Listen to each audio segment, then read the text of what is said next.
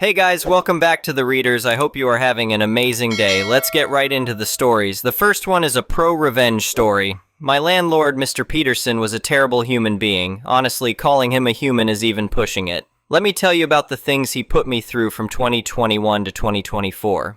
One day I came home to find my dryer missing from the common area. When I confronted him, he just shrugged and said storage was getting full, had to make room. He also took other household items that weren't his, made me pay $800 for a plumbing repair, which my tenant rights lawyer later confirmed was normal wear and tear. Then he tried breaking into my unit. I caught him testing his keys at my door at 2 a.m. "What are you doing?" I asked through the door. "Just checking the locks," he mumbled before scurrying away. He retaliated against me because I consulted my lawyer after he sent me a ridiculous letter about a parking spot.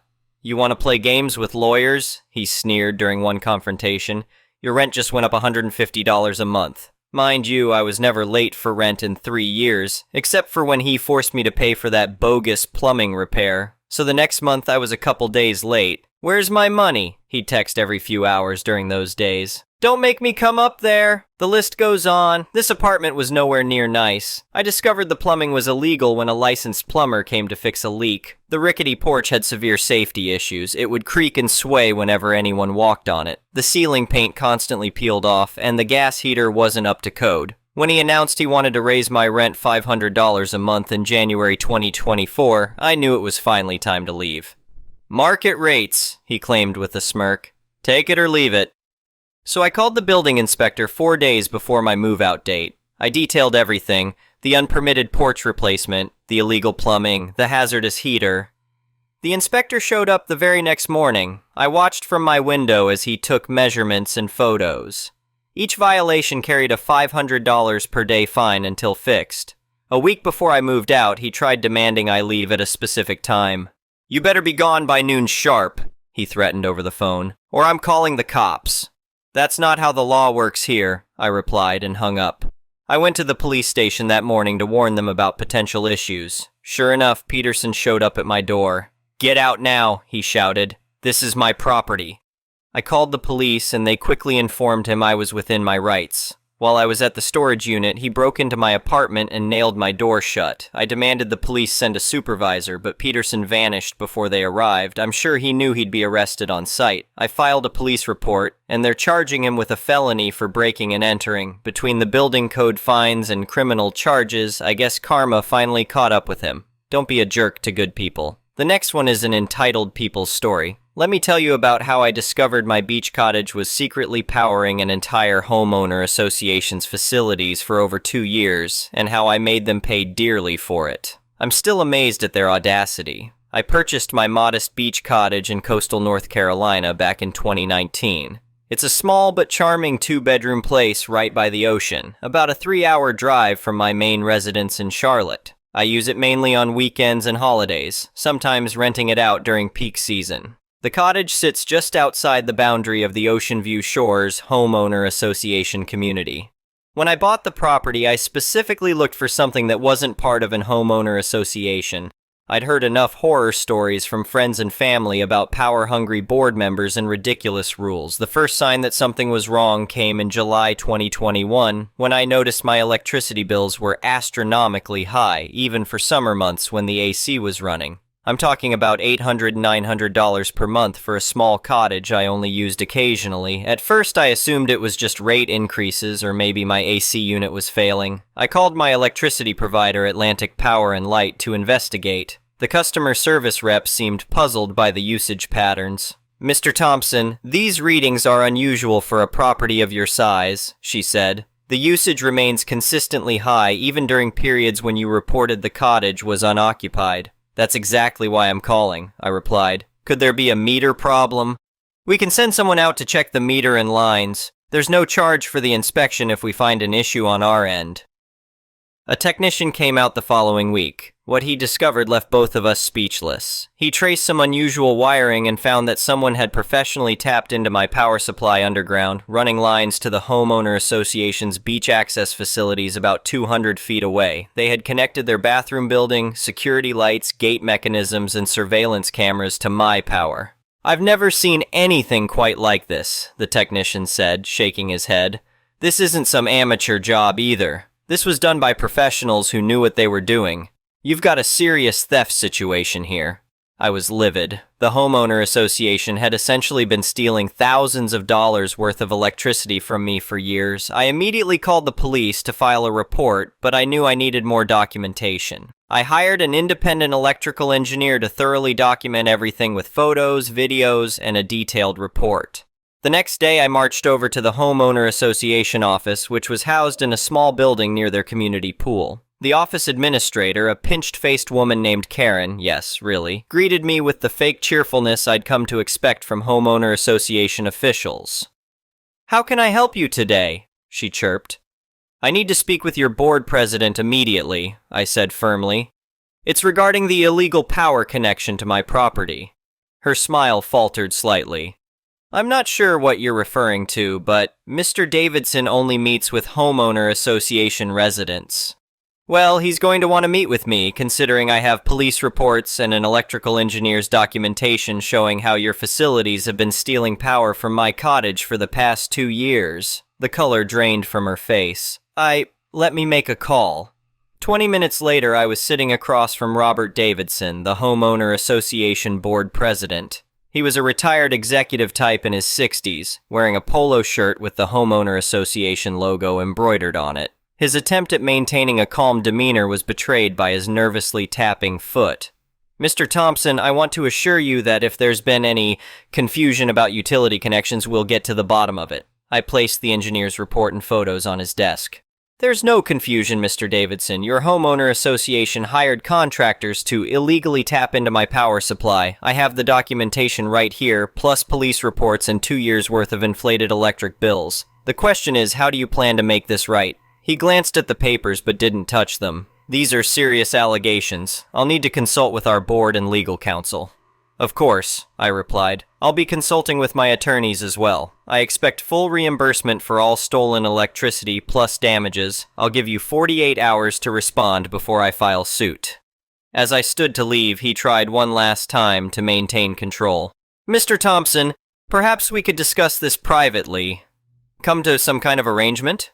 I turned back. "Are you attempting to bribe me, Mr. Davidson? Should I add that to my report?" He blanched. No, of course not. I just meant 48 hours, I repeated and walked out.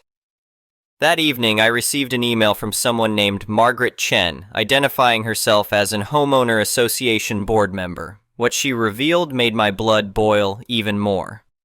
"Mr. Thompson, I feel morally obligated to inform you that this situation was deliberately planned by certain board members. In 2019, when our beach facilities were being renovated, we received a quote of $45,000 to run new power lines from the main road. Mr. Davidson and our treasurer, William Morris, suggested we could save money by borrowing power from the nearest property outside homeowner association jurisdiction, your cottage. They assured us it was a common practice and the owner would never notice due to irregular occupancy.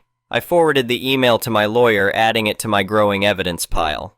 The next day I received a call from the homeowner association's attorney trying to negotiate a settlement. They offered to reimburse my electric bills plus $10,000 in damages. I laughed. Not even close.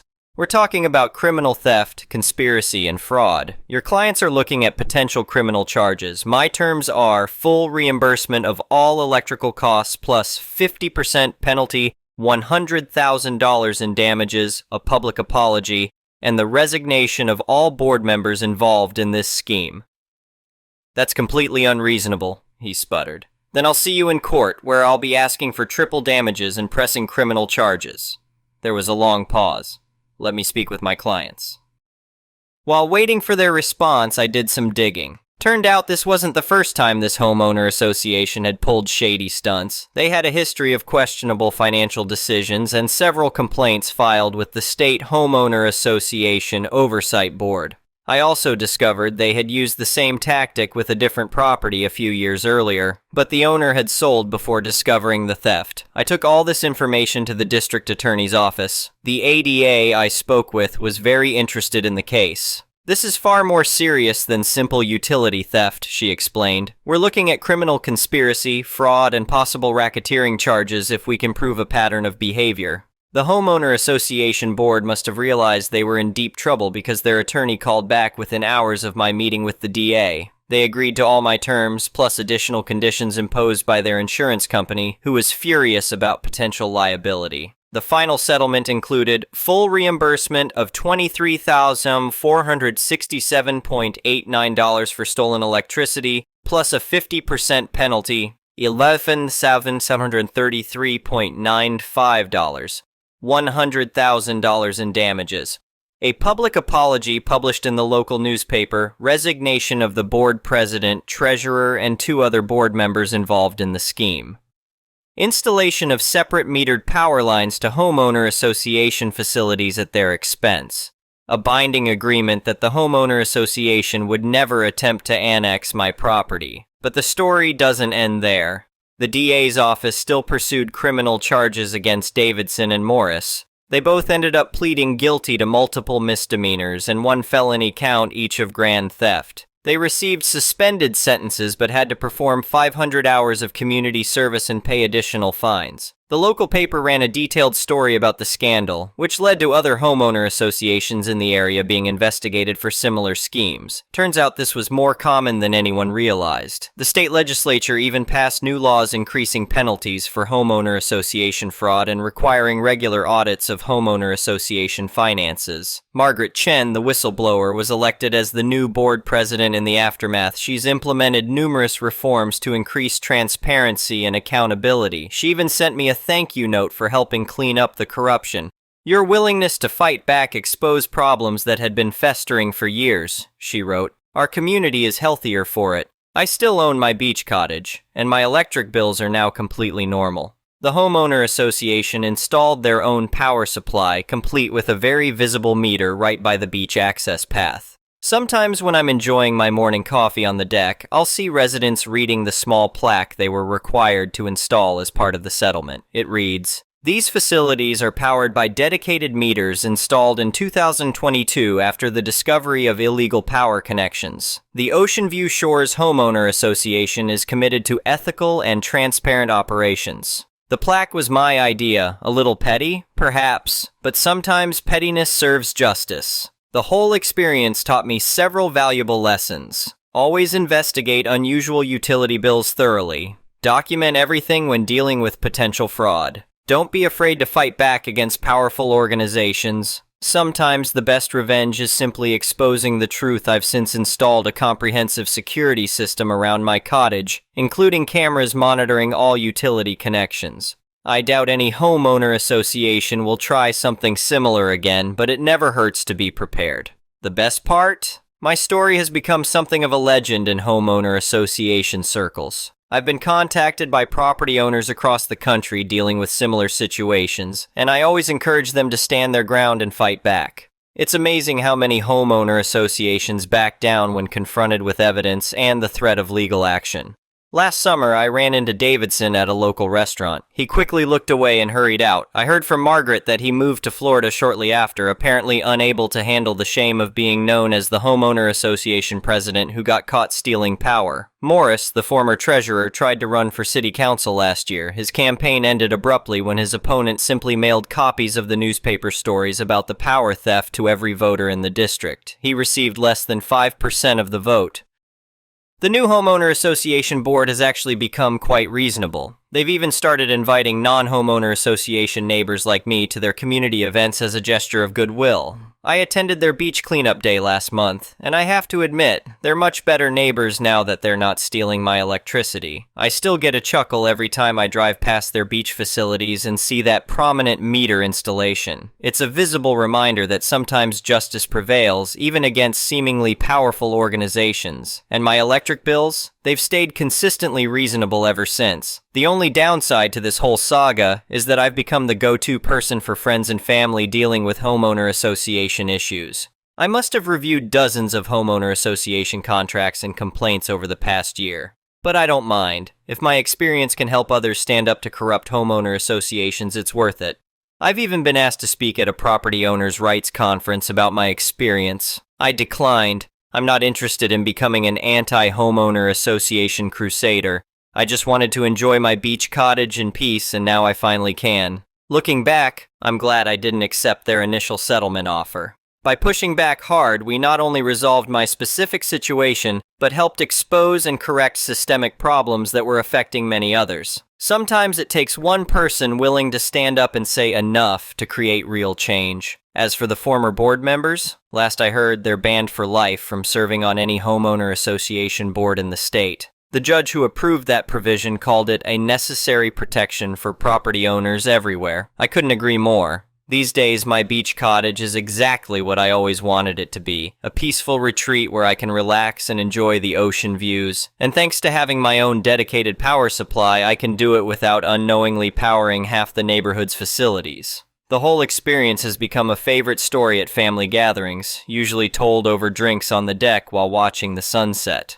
My nephew, who's studying law, says it should be a case study in property rights and homeowner association oversight. Maybe he's right. One thing's for certain, I'll never take a utility bill at face value again, and neither should you. Update: 2 years later, the homeowner association power theft saga has some interesting new developments. It's been 2 years since I exposed the homeowner association's illegal power connection scheme, and several interesting things have happened that I thought were worth sharing. First, the criminal cases against Davidson and Morris finally concluded. Despite their initial plea deals, they violated probation by attempting to start a property management company in South Carolina. Apparently, they thought moving to a different state would let them escape their legal restrictions. They were wrong. The DA's office was notified when they tried to register their new business, and both men were hauled back to North Carolina to face additional charges. This time, the judge wasn't as lenient. They each got 6 months in county jail plus another 3 years of supervised probation. During their probation violation hearing, Morris tried to blame everything on Davidson, which led to some heated exchanges in the courtroom. Their argument got so heated that the judge had to threaten them with contempt charges. "Your Honor," Morris shouted, "Davidson told me it was all legal. He said he had approval from the power company." Davidson jumped up from his seat. "That's a lie. It was your idea to tap into that cottage. You're the one who hired the contractors." The judge silenced them both with his gavel. "Gentlemen, your behavior today only confirms that neither of you has learned anything from this experience. Your continued attempts to deceive this court and avoid responsibility are exactly why you're both going to jail." Margaret Chen, who's still the Homeowner Association Board President, sent me the court transcript. She said several residents attended the hearing and were shocked by their former leader's behavior. Speaking of the Homeowner Association, they've undergone a complete transformation. Margaret implemented a transparency initiative that's become a model for other homeowner associations in the state. All board meetings are now live streamed and their financial records are audited quarterly by an independent firm. The state investigation I helped trigger ended up uncovering similar power theft schemes at 12 other homeowner associations across North Carolina. The legislature passed what they're calling the Utility Protection Act, which requires homeowner associations to undergo annual electrical system audits and maintains a public database of violations. I was asked to testify before the state committee that drafted the law. I was hesitant at first, but my lawyer convinced me it was important. During my testimony, one senator asked, "What made you decide to fight back instead of accepting their initial settlement offer?" I told him, "It wasn't just about getting my money back, it was about stopping them from doing this to someone else. If they got away with it once, they'd do it again." The law passed unanimously and went into effect last month. The governor even invited me to the signing ceremony, but I politely declined. I'm still not interested in becoming the face of homeowner association reform. Remember Karen, the office administrator who tried to brush me off? She reached out to me recently with some interesting information. Turns out she'd been keeping records of all the homeowner association's suspicious activities because she was worried about being implicated. She's now working with state investigators on other cases. "I should have spoken up sooner," she told me over coffee. "But I was afraid of losing my job. Watching you stand up to them gave me the courage to finally do the right thing." The contractors who installed the illegal connection were also held accountable. The State Electrical Licensing Board revoked their licenses and fined them $50,000 each. They're also prohibited from applying for new licenses for 10 years. One unexpected outcome was the impact on my property value. My cottage's value has actually increased significantly, partly because it's now known as the property that brought down a corrupt homeowner association. When my next-door neighbor sold their place last year, the real estate agent actually used famous homeowner association free property as a selling point. The The plaque by the beach access is still there, though the homeowner association added a second one next to it outlining their new transparency policies. They've also installed a public display showing real-time power usage and costs for their facilities. Margaret's idea of turning their shame into accountability. I've had several offers to sell my cottage, including one from a developer who wanted to turn it into condos. I declined them all. This place means more to me now than ever. The power company implemented new policies too. They now require multiple verifications before connecting any homeowner association facilities, and they've developed special monitoring systems to detect unusual usage patterns that might indicate theft. Last month, I received a Community Service Award from the State Property Owners Association. The plaque sits in my cottage next to my electric meter, a reminder that standing up for what's right is always worth it, even when it would be easier to take the money and walk away. Davidson and Morris are both out of jail now, but their legal troubles aren't over. The IRS opened an investigation into their personal finances after discovering they hadn't reported their savings from the stolen electricity on their homeowner association tax returns.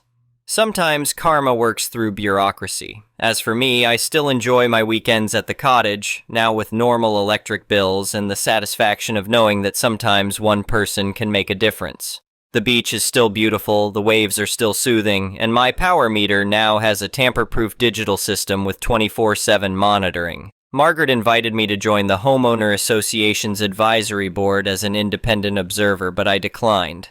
I prefer keeping my distance while maintaining a cordial relationship. Though I did accept their invitation to their annual beach barbecue last summer, I brought a solar-powered cooler, just to make everyone laugh. The story has become a case study in several law schools' property rights courses, and I occasionally get emails from law students asking for interviews. I usually direct them to the public court records. The documentation speaks for itself. In the end, what started as a simple investigation into high electric bills turned into a movement for homeowner association reform that's spreading to other states. Sometimes the biggest changes start with one person asking questions and refusing to back down. And yes, I still check my electric bill every month. Old habits die hard.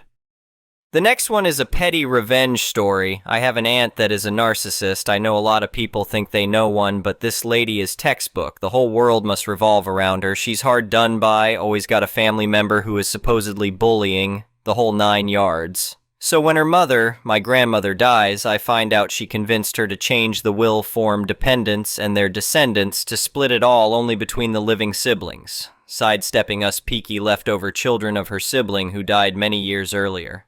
She scoops us all the precious jewelry, furniture, photo albums, war medals, anything that means anything to our family is now hers. I've been through it all before, and I know people aren't things, and there's nothing guaranteed in life, so I get on with my life and ignore her. She doesn't like that and then goes no contact with me as a form of punishment. I'm not sure whose she's punishing, as frankly I'm relived to be rid of her. She's the type who is always telling people they are being rude if they try to change her. Anyway, to the petty part. I know she was obsessed with her grandmother. And what she didn't know is that I have this lady on some old film when she came to visit my family when I was a baby. This wasn't in the days when film was common either. So I get it digitalized, take a really short clip and post it to my socials. And instantly, this aunt forgets she's ghosting me and is in my DMs, after a year of silence, with, "Where did you get this? Is there more?" All I reply is, "I have loads of film. It's all I have, actually." I then post a new update saying, "So much more family history and videos coming up tomorrow," and then I block her. Thank you for watching. I would really appreciate it if you could like the video and subscribe to our channel if you haven't already. We'll see you again tomorrow.